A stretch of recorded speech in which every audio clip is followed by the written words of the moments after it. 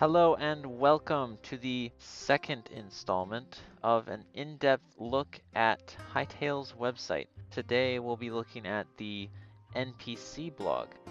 The very first image we get for the NPC blog is the Quebecs from Sketch to Concept. There's not much to talk about here other than they're cute, and this adorable young Quebec has a pet rabbit. I hope not only do they have pet rabbits for Quebecs, I hope that we can have pet rabbits. I hope we actually tame just about any mob in the game. I hope. Here's another image of the pet rabbit, slightly colored. This is from the concept art. There's a lot of other interesting things to look at. So they start out as little seeds and then they slowly grow, which if you look in the trailer, they start out as little like cubes. They don't even have legs. They have little arms, I believe. They slowly grow from that seed into what you have here. There's lots of other interesting things to look at here, so feel free to look and speculate. It looks like Quebecs don't get along with Chorks because this one's wearing a helmet with Chork teeth on it. Okay, so next we have to talk about the fact that all these races will have classes within them. So for the Chorks, here's like 5 examples. I doubt this is all of the classes that the Chorks will have, but there's Sentry, Warrior, Hunter, Shaman, and Chieftain displayed here. So the Hunter has 1 or 2 pets, it looks like, because in another image he has more than one.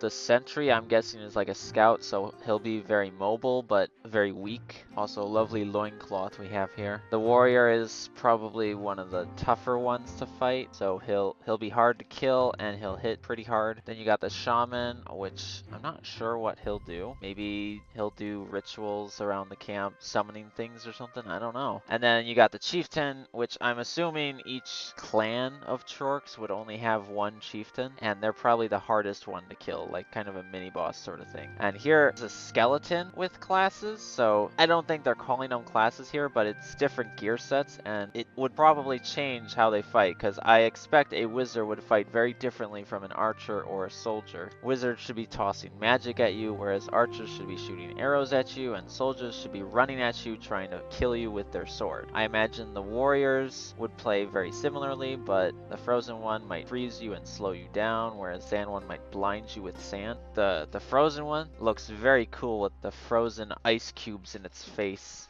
So here is something we don't see anywhere else. Pharans.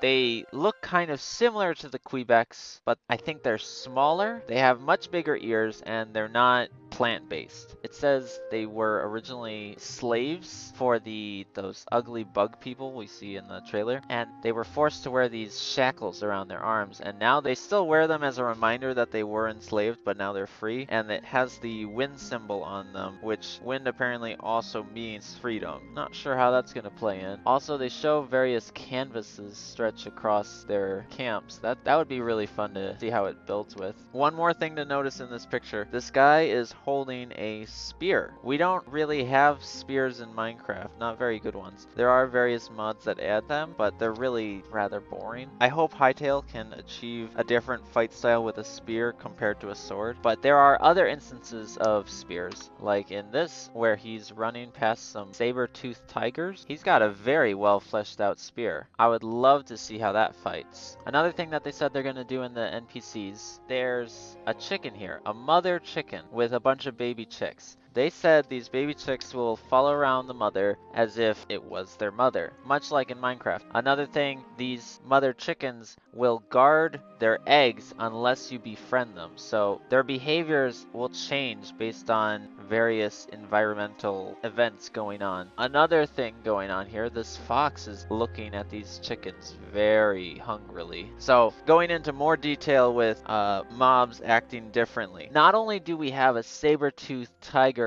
hunting these gazelle in the brush, we have 2 saber-toothed tigers hunting in the brush. And not only are they just approaching the gazelle, they are encircling the gazelle so that they can like shepherd them and kill them. That's a very cool mechanic. I would love to see that in game. One last thing that we should talk about is the fact that there are important characters. I saw one of the Hytale devs tweet out that these characters are actually like main characters to the story. So we will be seeing Tessa and Kairos a lot more when we start playing Hytale. We haven't seen much of them at all yet. I think this is the only image of them, and I would love to see more of them. Look at these swords, by the way. They're gorgeous. Their armor's gorgeous. This guy almost looks evil, but if you look, they have a shield crest on their neck or chest. It says it's an Orbis officer shield, and sword for that matter, which would lead me to believe that this is the Orbis